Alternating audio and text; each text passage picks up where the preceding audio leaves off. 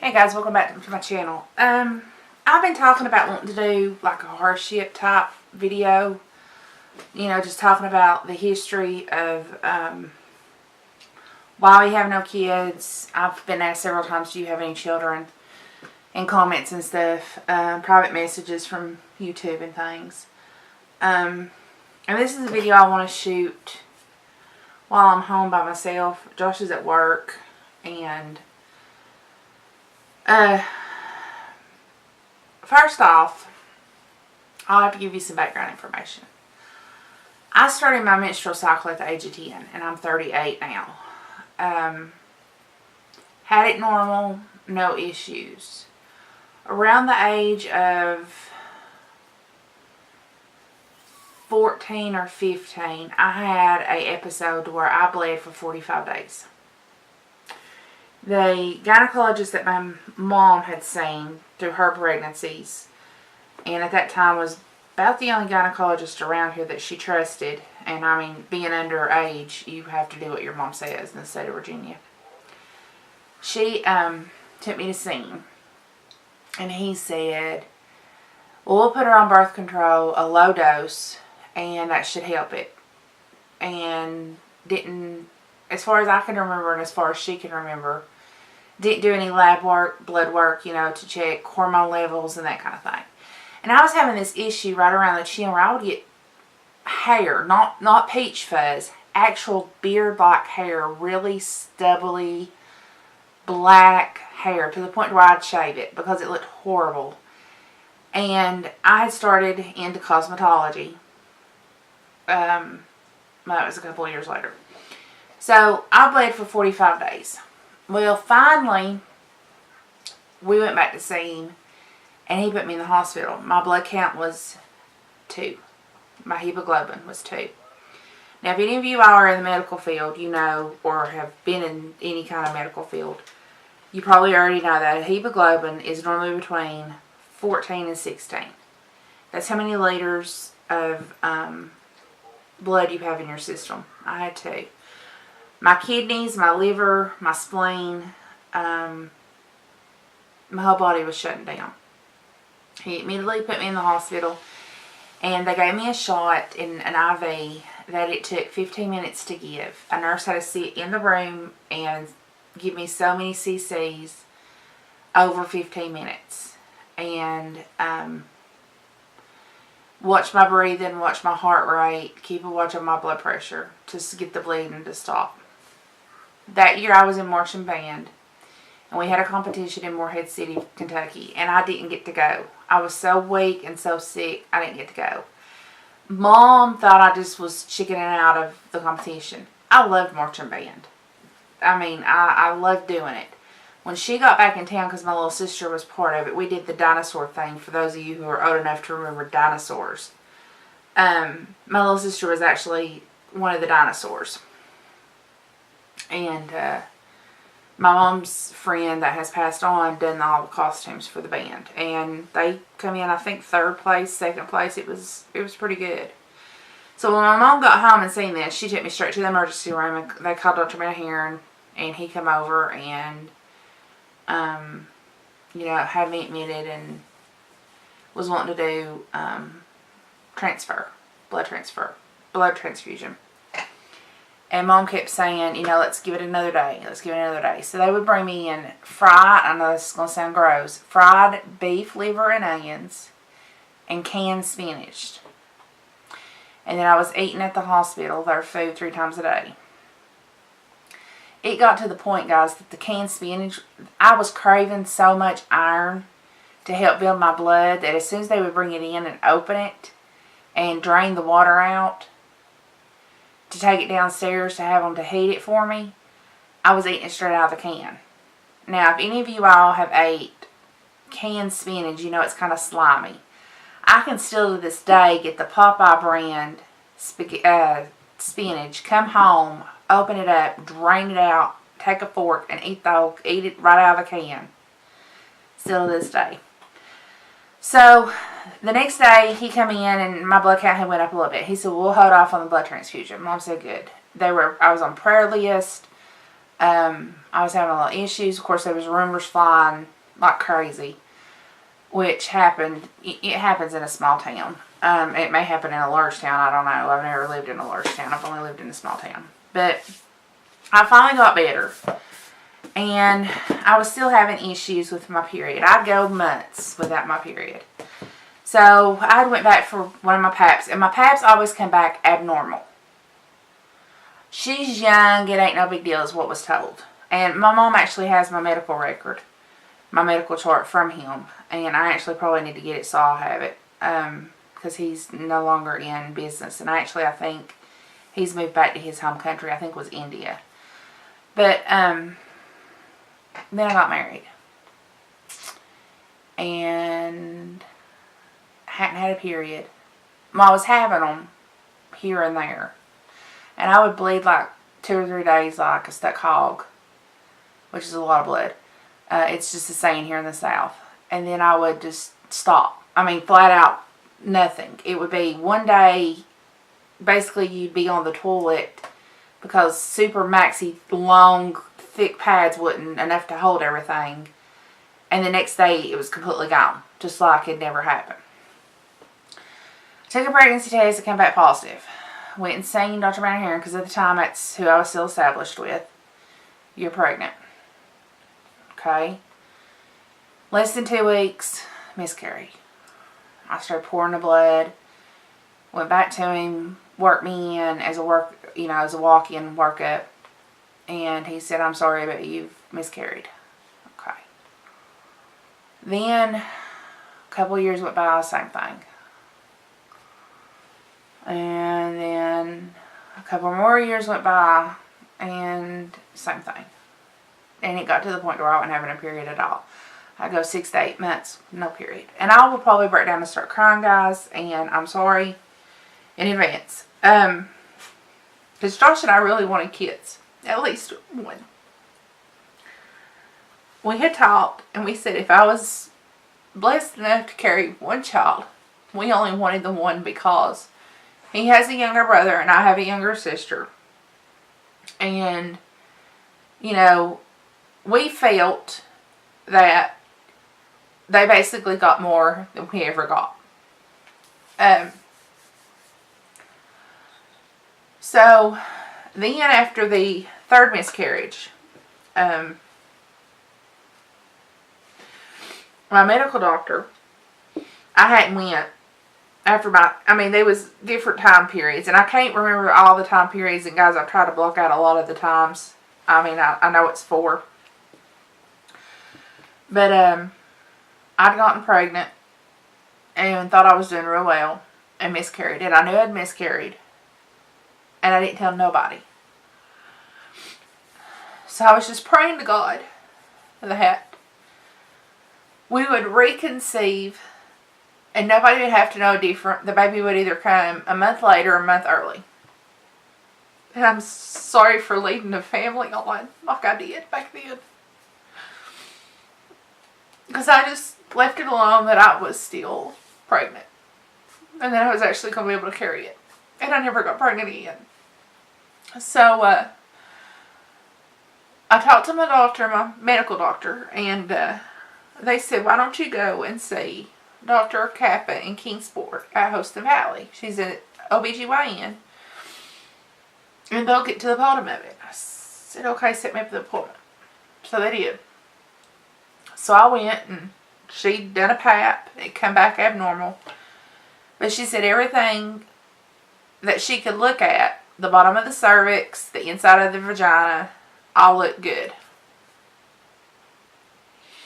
Blood work come back kind of weird. The testosterone level in my body, every woman has some testosterone because of their father. Mine was high than normal. And my estrogen was kind of on the low side, but she wasn't worried about that as much as she was the testosterone. And she said, I believe you've got polycystic ovarian syndrome. And I said, Polly do what? And she said, polycystic ovarian syndrome. She said, it's where your ovaries and your fallopian tubes are covered in cysts. And those cysts stop you from menstruating, having your monthly, having a period. She said, I'm going to send you to Johnson City to a specialist. My battery died, I'm sorry. So, I said, fine, set me up with whatever. She said, you'll probably want to take your mother and your husband with you for, you know, not only moral support, but for questions. Well, my mom had always went with me to my gynecologist appointments. It was a safe haven with her. And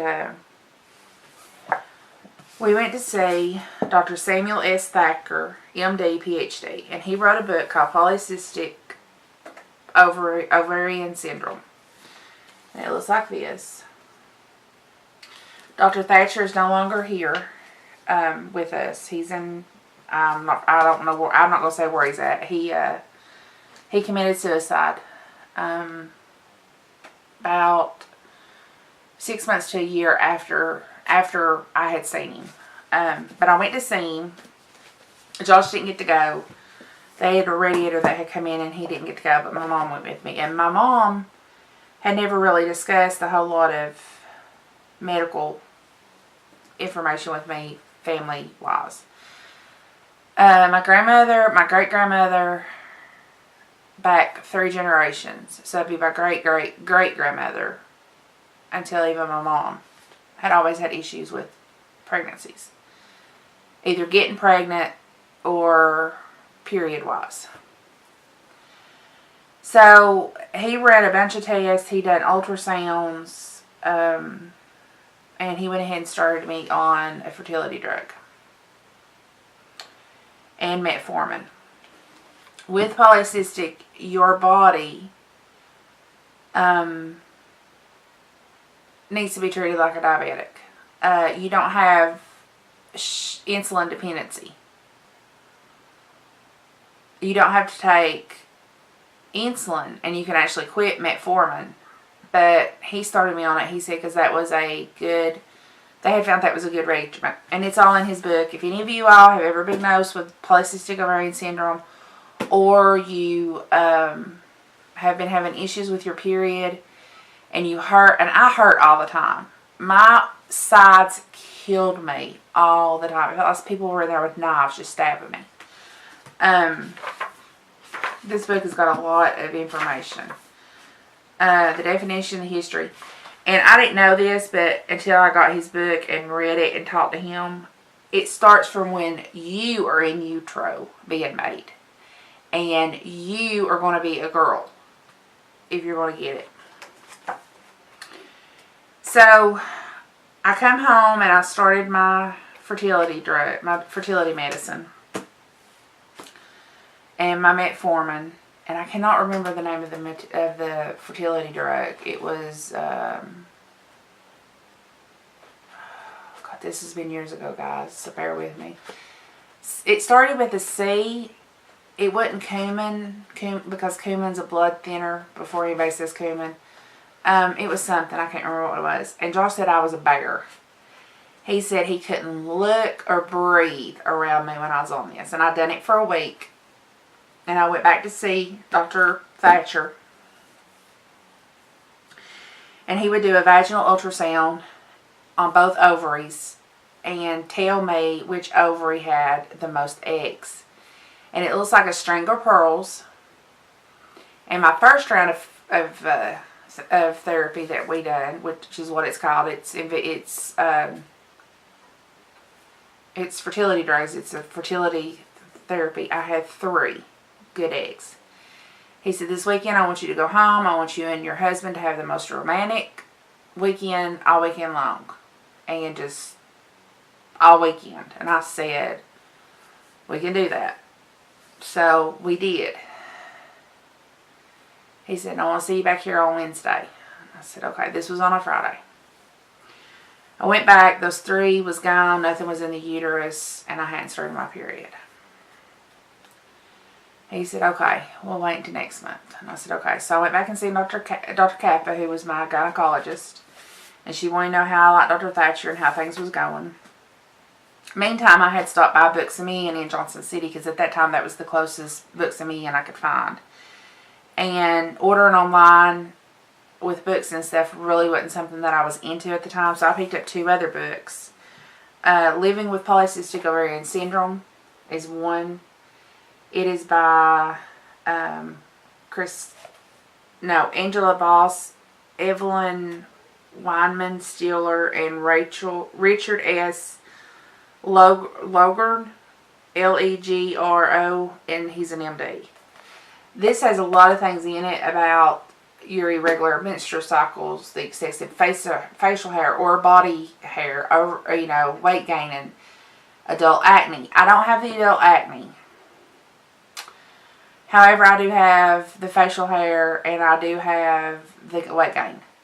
I have lost 40 pounds, but I'm at a standstill now. And that was not starving myself. That was just putting myself on a strict diet. And everybody tells me now, eat like Josh does. Eat your food. Well, I don't cook for him and then cook fatty foods for me. I cook one meal and we both eat out of it. So I'm eating exactly what a gastric bypass patient is supposed to eat, which is baked, broiled, or grilled food. No fast food. I've cut fast food completely out of my diet. The other night I was craving a McRib so bad. I went to McDonald's and I got a McRib and I come home and I ate it and ate not even half my fries. The next 3 days I was sick as a dog. My stomach was in knots. I was just sick because my body's not used to that. Now I can go to the Cracker Barrel, I can go to a Waffle House or a Huddle House, a restaurant, and eat, and I'm okay. I cannot eat fast food. It kills me because I've not done it for so long. But this book just tells you a lot about what can happen. If you don't treat polycystic ovarian syndrome for long terms, it causes emotional problems, which I have. It can cause cancer, endometrial cancer, which is in the female organs, cardiovascular disease, and stroke. If it's treated proper, the symptoms can be managed. Okay. Well then, and there's you can have problems with your thyroid. My thyroid has always come back normal. Never had an issue with my thyroid. They check that on a regular basis. So I did round 2 of medicine, the fertility drug. And I went back, and my aunt had to take me that time, which is my mom's sister, who is like a second mom to me. I had 6 eggs that had formed. And on the other ovary, I had 9, and he said, we're going to go ahead and take out some of the tissue out of your ovary, it was my left ovary the first time, and then my right ovary the second time. They had the little pearls. There were 6 of them. And the 6th one was so little that he had to really push the vaginal strobe to catch that 6th one.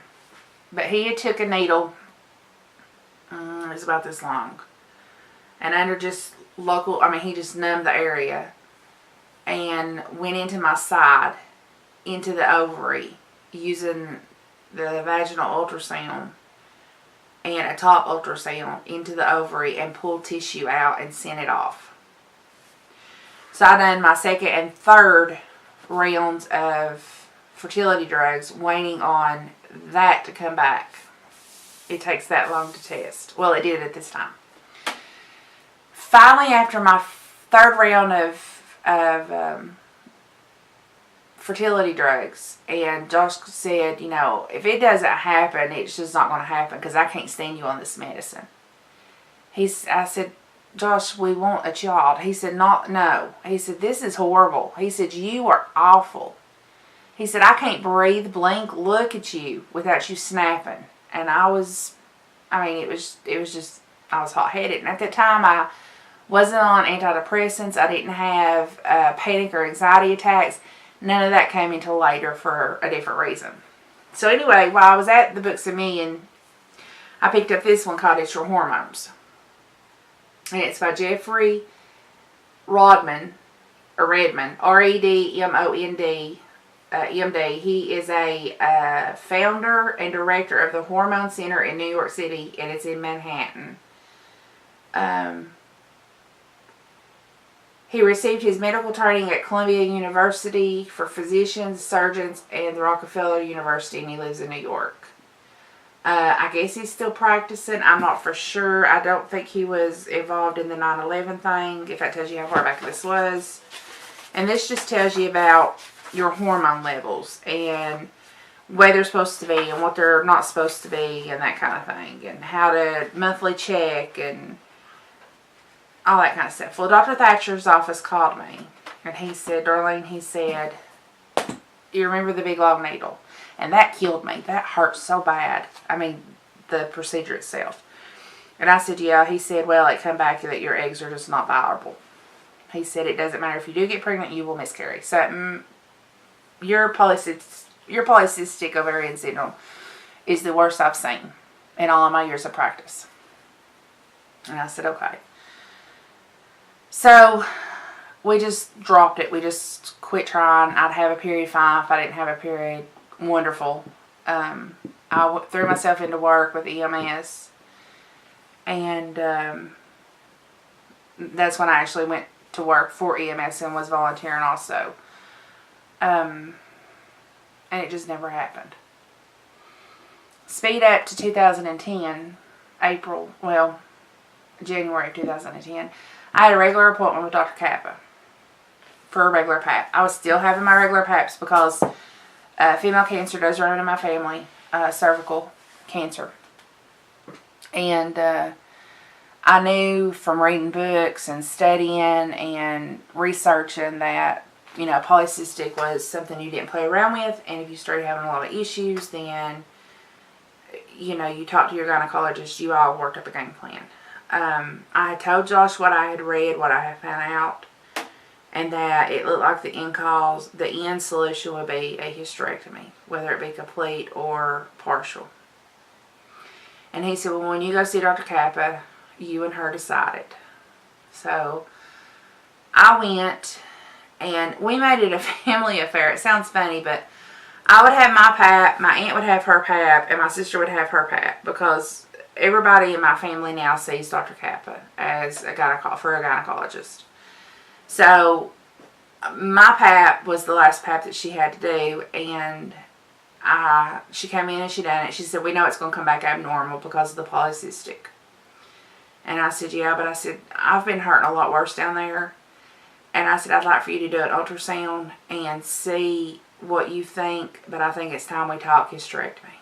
And she said, well, I was going to talk to you about that because you've been dealing with it for so long and your hormone levels are completely wild, and, you know, we don't want to start you on any kind of hormone therapy because of your age.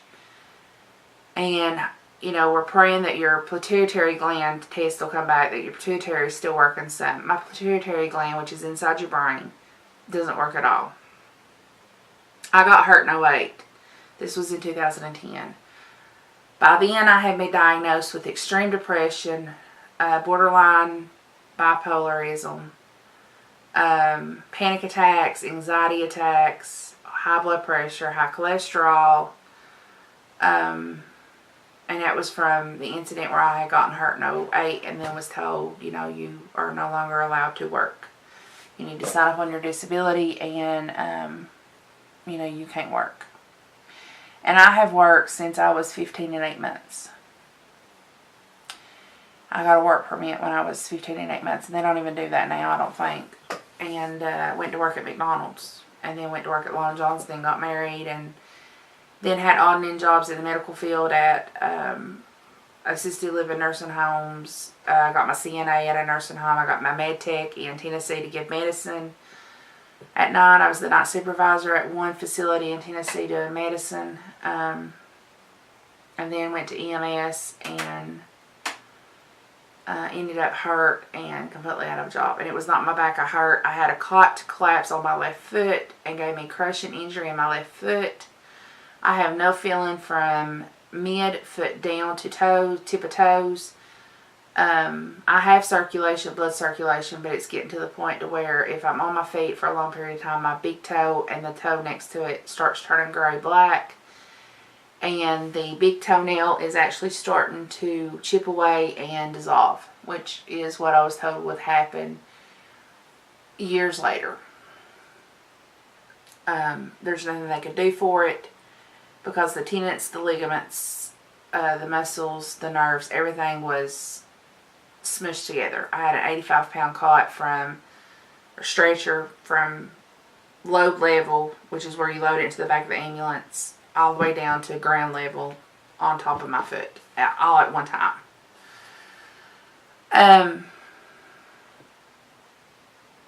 So I had all this stuff going on.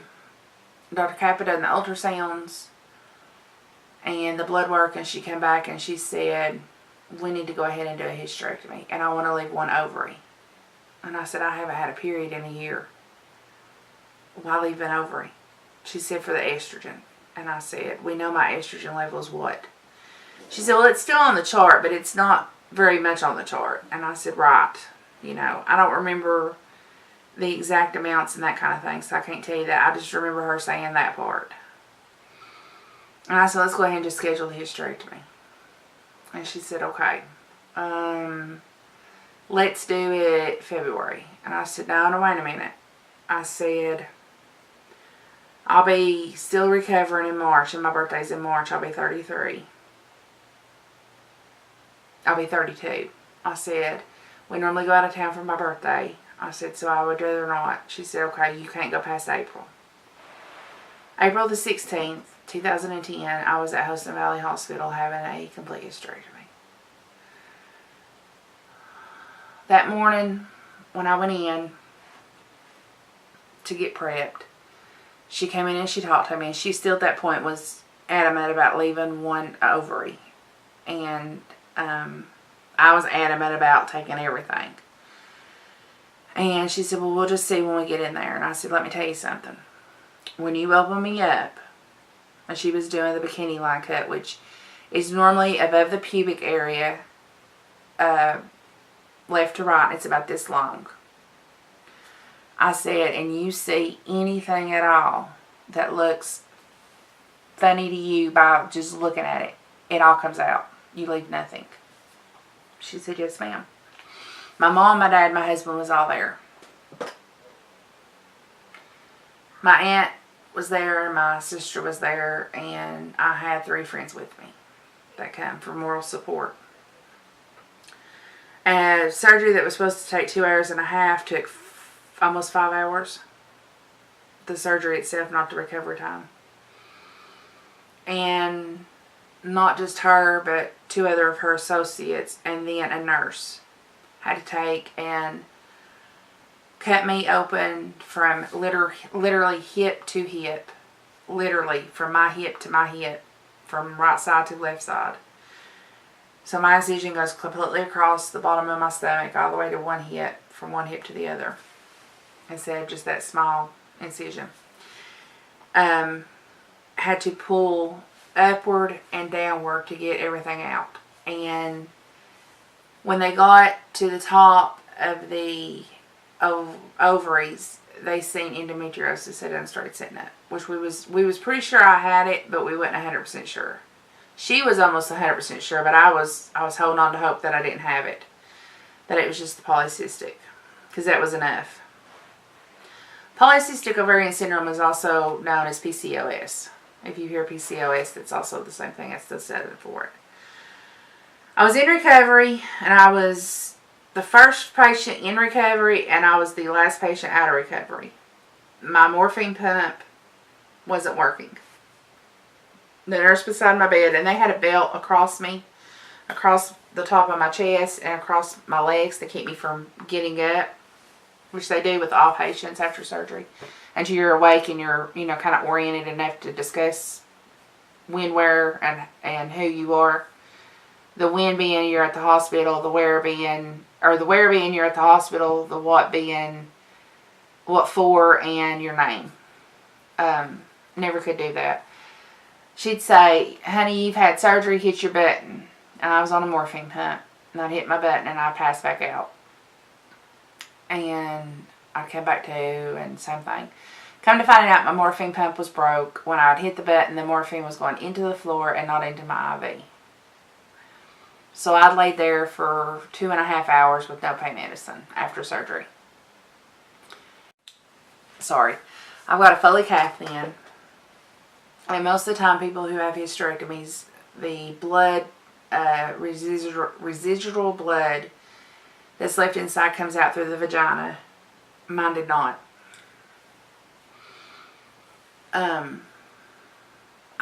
My sister stayed with me that night. They put me down in the postpartum part of the hospital, as far away from the babies as I could. But I had to be on the maternity ward. Dr. Kappa didn't come in that day. She talked to Josh and my mom after surgery and said they got everything out, and, you know, why it took so long and what all they had to do. I was bruised from the top of my knees to underneath my breast. That lasted for weeks.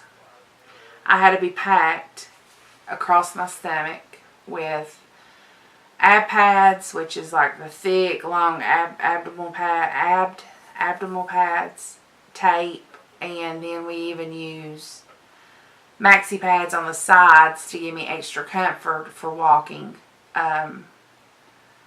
That night, I was hurting so bad in my private area, in my vagina, that I hit the nurse's button. Rebecca woke up to see what was wrong when she heard the nurse come on and asked if they could help me. And I told them, yeah, I was in pain. I needed them to come down there. And they said, just hit your button. You've got pain medicine. At that time, I did have a new pump and morphine. That's not what I needed. That I was having pain because they had put a panty liner on me with no panties, and it had wrapped around the catheter and was pulling on me. And before the nurse got down there, my sister had to, I said, Rebecca, you've got to find out what's going on down there. I'm hurting so bad I can't stand it. And I've got a pillow across my stomach, you know, for coughing or sneezing or anything like that. And she looks and she says, somehow the thin maxi pad had went kind of into the vagina wall up in there, and it was pulling the hair because it was sticky. Nurse came in and I said, I want the catheter took out. She said, we can't do that until in the morning. And I said, either you call Dr. Kappa or I will pick up my cell phone and I will call Dr. Kappa, and that catheter's coming out one way or the other. So she rang the nurse's station and had them call Dr. Kappa. Dr. Kappa said, if she's wanting it out, take it out. They took it out. I got up, I went to the bathroom, and I peed. Not one drop of blood. I got up the next morning, took a shower. I was in the hospital 4 days. I was in the hospital 4 days, and I finally got to come home. When I got home, my care was my aunt and my husband. Josh had to change my bandages twice a day.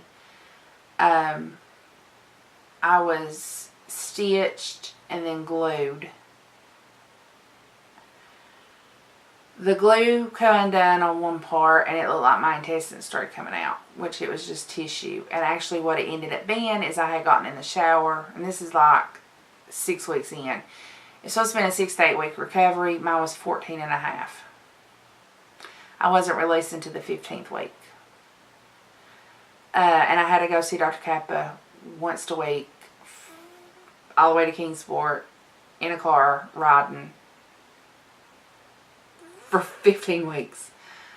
I took the wash rag and I went down underneath my stomach, and when I did, I felt it pop and heard it pop. And it looked like a scene from a horror movie, from all the old blood. My belly had started swelling and we couldn't figure out why. I thought I was retaining fluid. So I was trying to get up and walk more. They would not let me vacuum. They would not let me do no housework. Dr. Kappa forbidden it. My husband forbidden it. And my aunt took care of it. And what she didn't take care of, my husband did. I couldn't even help load and unload the dishwasher, standing there just putting dishes up. I wasn't allowed to do anything. I screamed bloody murder. Josh and Sis both come running to see what was wrong. Blood everywhere. Sis started praying. I thought I had ripped something open. Sis got down into the floor on her knees and got to looking and seeing what was going on. They called Dr. Kappa. Dr. Kappa said, get her over here. She thought something bad had happened. Come to find it out, all the old blood had pooled inside. Instead of coming out like a normal hysterectomy would have through the vagina, it came out of my belly.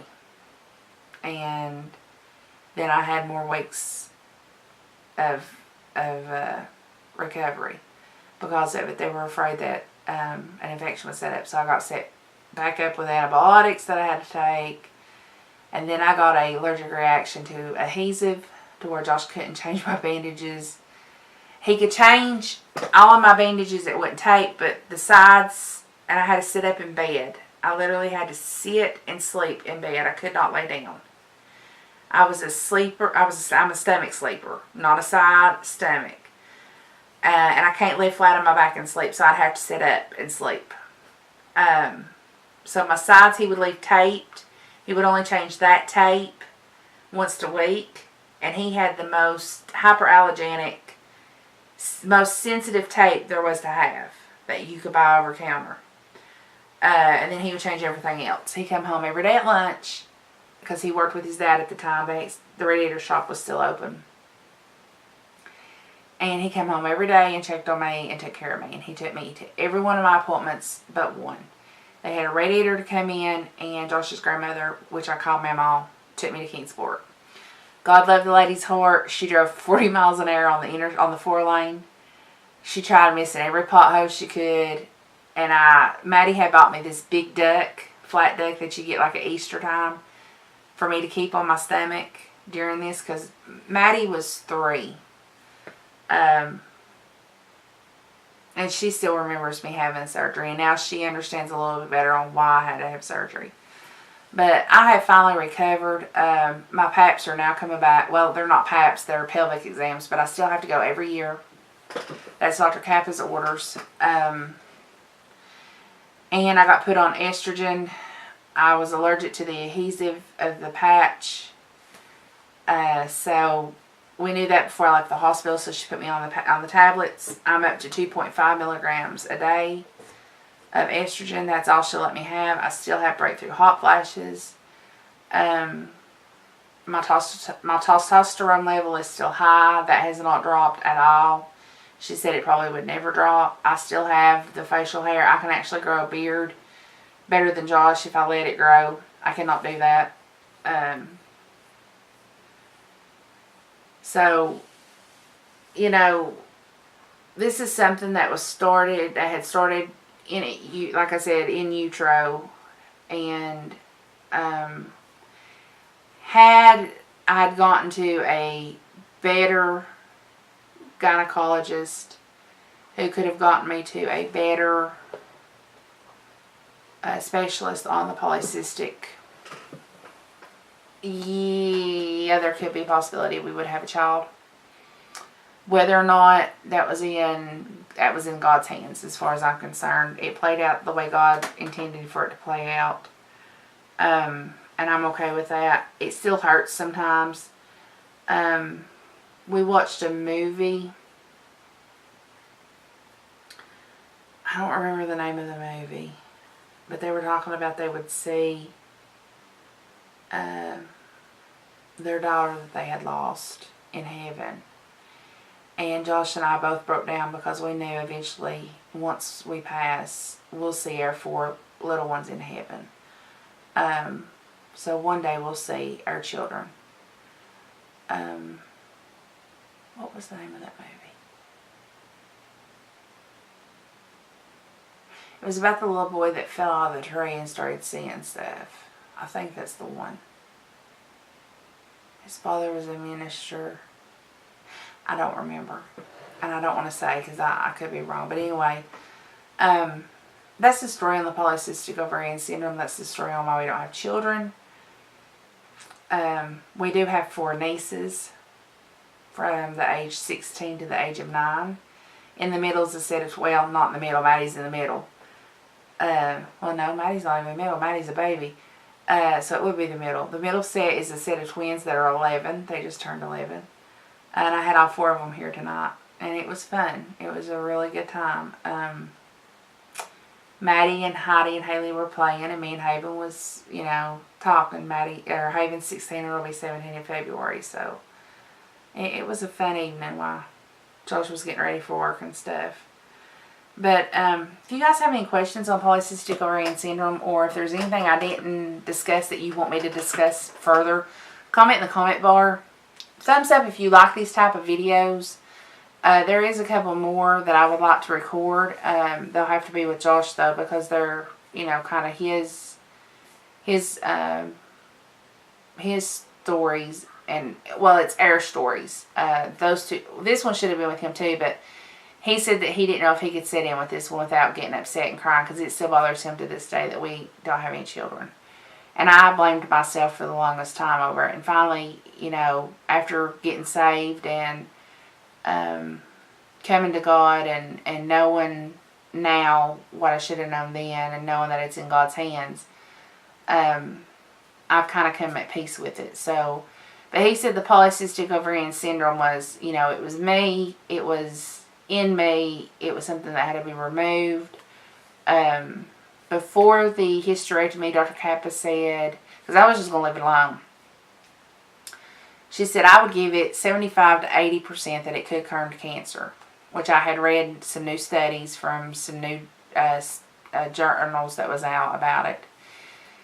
After everything came out and it went to the pathology, and I got the pathology report back, and I went back and seen her, she said if it had stayed in you another year, it would have probably went 85 to 95 that it would have turned to cancer. So I have nothing. I absolutely have nothing. I have no cervix. I have no uterus, no fallopian tubes, and no ovaries. I have nothing. It's all completely gone. So, and there is a big long word for it, and then another word, and then hysterectomy. And I just say complete and total hysterectomy, and the doctors know what that means. But if you have it, if you've been diagnosed with it, and you're not for sure about it, mild or hardcore like mine was, and you want to talk about it, you want to leave comments and discuss it with me, please feel free. If you don't want to comment to where everybody will see your comments, my email is always in the description box. If you don't get to the description box, it's frog, F-R-O-G, lady, L-A-D-Y, 24219 @gmail.com. Private email. Josh doesn't even open my email. I open my email. I'd be the only one to see it. If there's anything that I can do to help out, to discuss anything else with you, let me know. Yeah. That's it. That's my story. It's been a long, hard road to deal with. It's just, you know, people who have miscarriages, I know what you go through, what you've been through, and I'm sorry. It's something that you can say, if you've not been through it, you can say, oh, I'm sorry, I know what you're going through. Unless you face one, you go through one, you truly don't know. It's rough.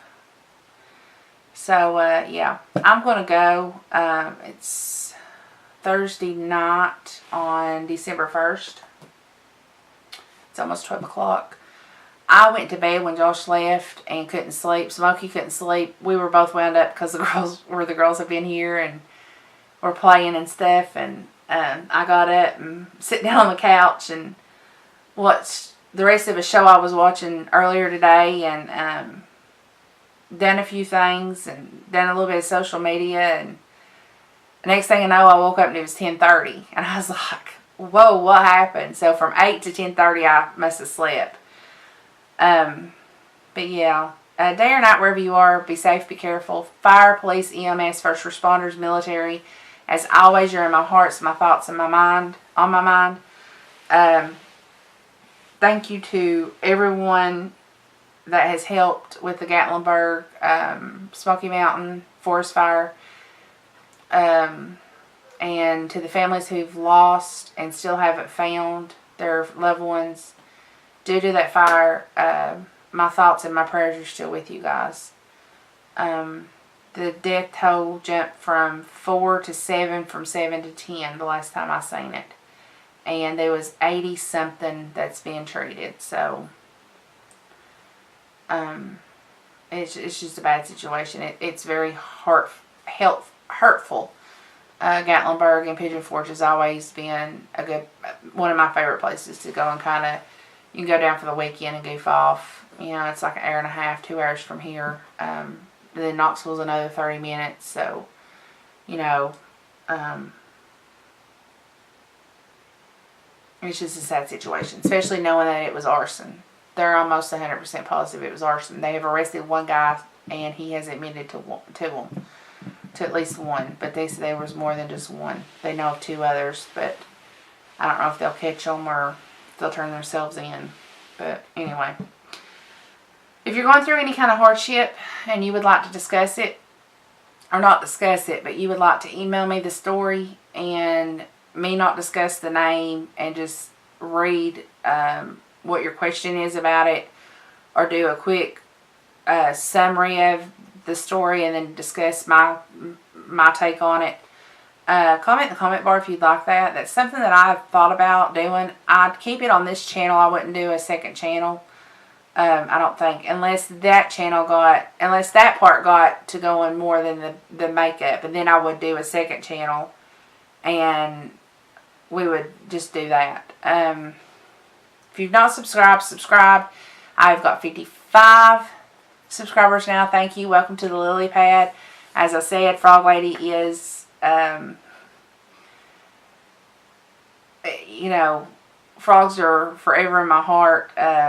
My 2 little nieces that are 11 had never been to my home, and they come in today and they said, "Boy, you got a lot of frogs in your kitchen," and I've got over 100 frogs in my kitchen. I love frogs, and it's not the toads or the bullfrogs. It's the cute little tree frogs and dart frogs and that kind of thing. But yeah, I'm going to go. Like I said, comment in the comment bar or email me if there's any questions you have and I can answer them. If I can't answer them, I can give you links to websites that could. If you're local and you want information about doctors that I've seen other than Dr. Thatcher, unfortunately, they've got a really good program from what I hear in Bristol with polycystic ovarian syndrome. I went to the Johnson City one because at the time that's where it was at. I'm not for sure the doctor's at Bristol, but I've heard that they do really good work. I know a couple of people that's faced it, and I know one girl that's had it and is actually pregnant. She's 7 months pregnant, so it's possible. It's not impossible. So anyway, I'm going to go. Like I said, day or night, be safe, be careful. I love each and every one of you. You're always in my thoughts and always in my prayers. And I'll see you in the next story, unboxing, ramble, which could happen, and makeup tutorial. I have got, I've filmed 3 makeup looks, and I've got them already, took care of, ready just to go up. I'm still only going to upload twice a week. After the holidays, it's after the first of the year, maybe February, March, April, that kind of area, I may start uploading more. We're looking at getting a new computer with a different, because I have a Sony laptop, and the only editing program I can use is Movie Maker, and I've learned how to use it, and I've gotten better at editing my movies, but I want Final Cut Pro, and I want iMovie, so we're going to get an Apple computer with our taxes. Most of the time with our taxes, we don't do Christmas with each other. We take our taxes and we go to Gatlinburg or Pigeon Forge for 4 or 5 days. We go down to Knoxville to the zoo. We go to Knoxville and we, may catch a concert or something. But this year we've decided that we're going to get us a computer to where I can actually do a little bit more on my videos. So, yeah. But I'm going to go, and I will talk to you all later. Y'all just have a good day, night, or evening, wherever you may be. Bye.